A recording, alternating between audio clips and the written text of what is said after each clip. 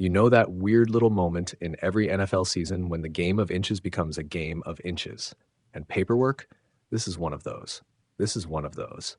The NFL slapped the Baltimore Ravens with a $100,000 fine after finding the team misreported Lamar Jackson's practice status the Friday before their Week 8 game. A mistake the league says came from negligence, not an attempt to gain a competitive edge. The Ravens accepted the penalty and won't appeal. Reuters.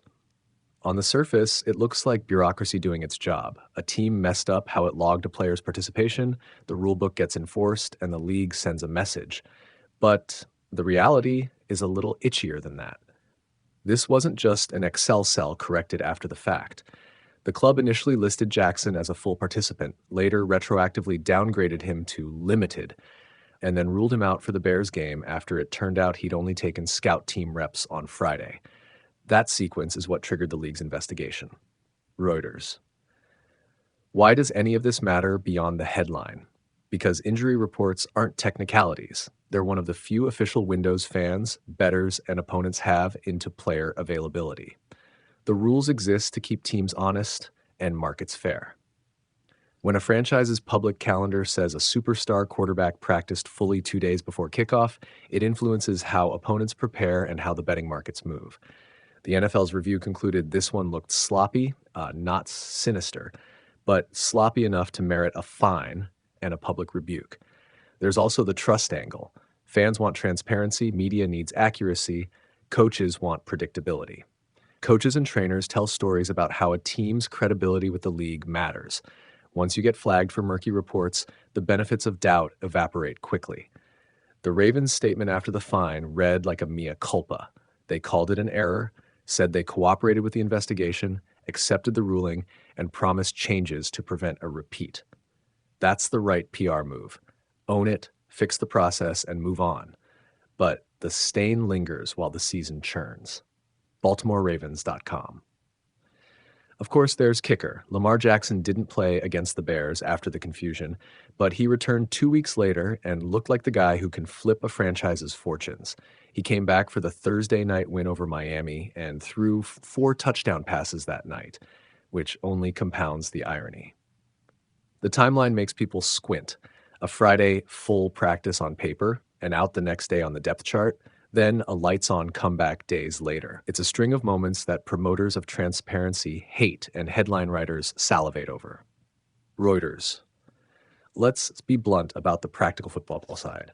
The Ravens didn't lose a draft pick and no individuals were fined, which tells you the league's investigators really did treat this as negligence. Had they found intent to deceive or to manipulate information for gambling or competitive reasons, the punishment would have been much nastier. That's meaningful. It signals the league believed this was a compliance failure, not a deliberate attempt to game the system. Still, the reputational cost for a team wrapped up in playoff hopes and national scrutiny can be worse than the fine itself. Reuters now the narrative space. Opponents and commentators will spin this a lot of different ways. Some will say the NFL overreacted. Others will argue it didn't punish enough. The smart take is somewhere in the middle. Rules matter, and the league has to enforce them consistently, but it also has to calibrate punishment to the misconduct's severity and intent. This ruling reads as enforcement with mercy. The Ravens paid a heavy sticker price, but kept their draft equity and didn't see personnel sanctions. That's a calculated balance from the league's perspective. NFL.com for Baltimore. The immediate work is mundane, but vital. Tighten internal processes, make sure everyone who records practice participation understands the definitions. Starter reps versus scout team reps matters, and build a firewall so the error doesn't repeat. These are the kind of behind-the-scenes fixes that won't show up on SportsCenter, but they do show up on game day when opponents study your injury reports and prepare their game plans. The organization's public acceptance of the fine buys goodwill if the team follows it up with clean compliance. BaltimoreRavens.com. And there's one more layer, the human one. Imagine being a player whose status is being debated in boardrooms and press boxes. The uncertainty around availability is grinding for the QB, for the coaches, and for teammates who have to mentally rehearse 2 different game plans. That emotional noise can erode focus. Getting the basics right, Accurate, timely injury reporting is less about appearances and more about giving players and coaches a stable platform to prepare from. The league's message here is simple. Process matters because people matter. The Washington Post. So, what's the takeaway? The NFL fined the Ravens $100,000 for an injury report misstep that the league judged negligent rather than malicious. The team accepts the ruling and pledges to fix its process. Lamar Jackson, meanwhile, returned and helped win a big primetime game, which only sharpens the optics but doesn't change the rule. Teams must report accurately. That mix of enforcement and context is the NFL's current posture. Penalties when needed, explanations when warranted, and a constant nudge toward cleaner transparency. Reuters. Final image. Picture the Ravens training room the morning after the fine. Coaches in a meeting, a coordinator sketching clear definitions on a whiteboard, a compliance officer emailing a new checklist. Small, steady fixes that keep a team focused on what matters most. Winning on the field and being honest about the costs to get there. That's the kind of boring, necessary work that wins trust back. And if the Ravens want to move past this, that work starts today. Imagine being told your savior was back, full go, ready to lead the charge, only to find out later he was practicing with the scout team and you'd been sold a highlight that never existed. That's the headline here. Lamar Jackson listed as a full participant on a Friday, ruled out Saturday, and the Ravens hit with a $100,000 fine because someone in the building didn't play the injury report game straight. It sounds small, a box on a form, a label that says full or limited. But sports are built on tiny truths. Fans buy tickets and jerseys because they believe the players they cheer for are the players on the injury report. Opponents prepare differently if a star is active. Fantasy managers set lineups. The NFL treats those little truths seriously, because if teams start treating injury reports like theater, the whole system starts to smell like gamesmanship. Here's what went down. The Ravens had Lamar on the report as a full participant on Friday, then later said sorry. No, actually, he was limited, and he was only running scout team reps. The league investigated, concluded the mistake was negligence, not malice, fined Baltimore $100,000, and warned that had the misstep looked intentional, that is, designed to mislead for competitive advantage, the punishment would have been far, far worse. We're talking draft pick sanctions in that worse box. That's not a specter the NFL flings around lightly. The Ravens owned it quickly. Their statement was short and to the point. A clerical mistake, cooperation with the league, steps to prevent a repeat. Coach John Harbaugh called it an honest error, and yet even an honest error leaves stains. When Jackson sat that game out, the ripple effects showed. Not just on the field, Baltimore still won, but in trust. Fans wondered who in the building knows what and when. Opponents wondered whether this was a one-off paperwork flub or part of a wider culture that places optics over clarity. Let's cut to the human beat. Lamar. The man's reputation is built on motion and unpredictability. When he's in the lineup, he changes how teams defend. When he's not, playbooks tilt and coordinators breathe differently. For the player, listing status matters emotionally as well as strategically. You don't want to be the subject of speculation about your commitment, your health, or your readiness. And if the club lists you as full while you're only on scout reps, it sends mixed signals into the locker room and into the stands. Is this protecting the player or the team's competitive posture or the narrative? The NFL's injury report rules exist for a reason.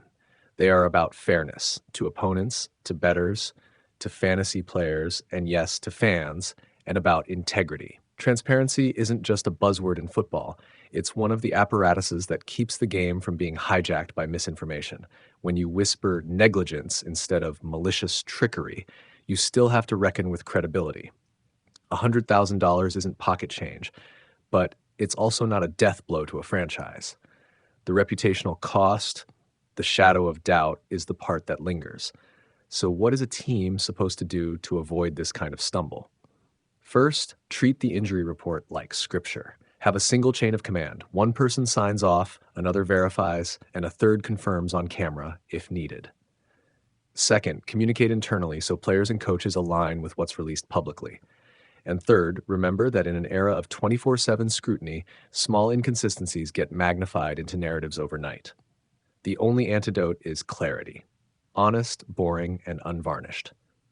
There's another angle most people miss: the psychology of decision-making inside the building. When you see a star player rehab like he's ready, coaches get tempted to list him as full to keep opponents guessing. It's an emotional impulse. He feels better, we want to play him, but the rulebook doesn't care about impulses. It cares about what actually happened in practice reps. If he practiced only with the scout squad, that's a fact. You can't dress it up because you want to win a chess match on Saturday night. The rules make sport less like poker and more like fair battle. Now, the league said the mistake looked negligent, not intentional, and that matters.